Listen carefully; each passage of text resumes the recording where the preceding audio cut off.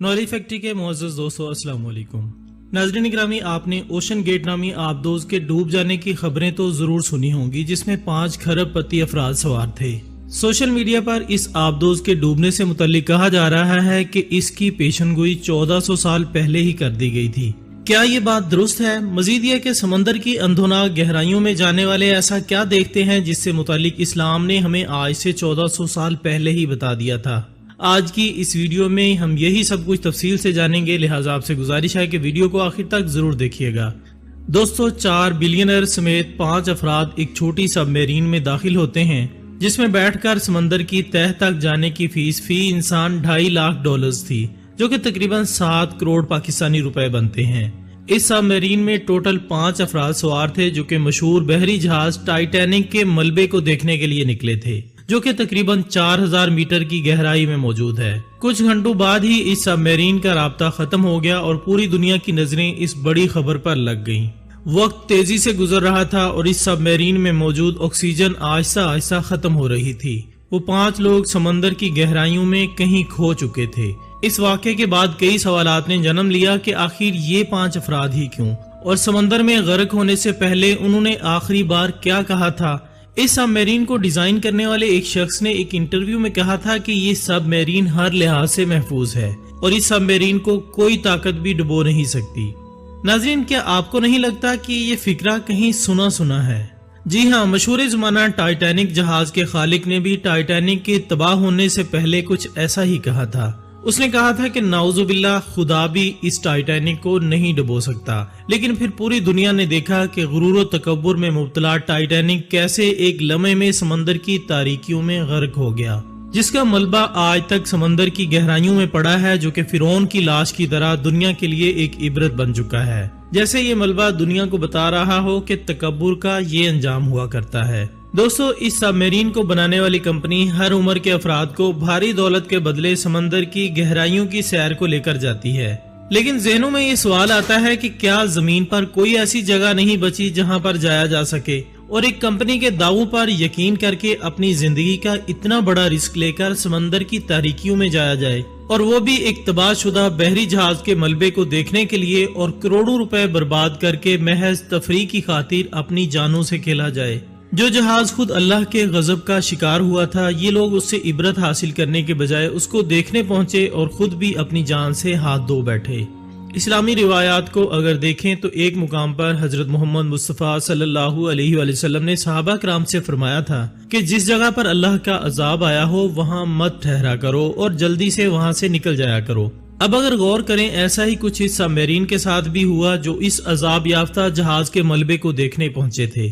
ایسا جہاز جو کہ اپنے تکبر کی وجہ سے سینکڑوں سالوں سے سمندر کی تاریکیوں میں نشان عبرت بنا ہوا ہے، جیسا کہ ناظرین ہزاروں سال پہلے قوم سمود کے ساتھ ہوا تھا، جو کہ انتہائی طاقتور اور ذہین قوم ہوا کرتی تھی، جن کو اللہ تعالیٰ نے ایسی نعمتیں عطا کی تھی جو کہ آج کے دور میں کوئی سوچ بھی نہیں سکتا، لیکن وہ لوگ اللہ کے نافرمان بن گئے۔ اللہ نے ان کے درمیان حضرت صالح علیہ السلام کو بھیجا۔ آپ علیہ السلام نے اپنے اوپر اللہ تعالیٰ کی نعمتیں یاد دلا کر سمجھایا اور عذاب الہی سے ڈرایا، لیکن وہ لوگ باز نہیں آئے، اور پھر وہ پوری بستی زلزلوں کے جھٹکوں سے تباہ و برباد ہو کر پتھروں کا ڈھیر بن گئی اور پوری قوم ہلاک ہو گئی۔ آج ان کی نسل کا کوئی انسان روئے زمین پر باقی نہیں رہا۔ قرآن مجید فرقان حمید میں اللہ تعالیٰ کا ارشاد ہے، جس کا مفہوم ہے تو انہیں زلزلے نے آ لیا تو صبح کو وہ اپنے گھروں میں اوندے پڑے رہ گئے۔ آج اس قوم کی بلند و بالا عمارتیں موجود ہیں جن عمارتوں پر وہ فخر کیا کرتے تھے۔ غزوہ تبوک کے سفر میں رسول اللہ صلی اللہ علیہ وآلہ وسلم کا گزر اس عذاب یافتہ بستی سے ہوا تو آپ صلی اللہ علیہ وآلہ وسلم نے صحابہ کرام سے فرمایا کہ جن لوگوں نے جانوں پر ظلم کیا، ان کے ٹھکانوں یعنی رہائش گاہوں میں داخل ہوتے وقت پچھلے لوگوں کے برے انجام سے عبرت لیتے ہوئے اور اللہ کے خوف سے روتے ہوئے داخل ہوں۔ اگر رونا نہ آئے تو ایسی جگہوں میں داخل ہی نہ ہوا کرو۔ ایسا نہ ہو کہ جو عذاب ان لوگوں پر نازل ہوا ہو ویسا ہی عذاب تم پر بھی نازل ہو جائے۔ اور آپ صلی اللہ علیہ وآلہ وسلم نے صحابہ کرام کو اس علاقے سے تیزی سے گزرنے کا حکم فرمایا، خود چادر سے سر اور چہرہ ڈھانپ لیا اور تیزی سے سواری گزار دی۔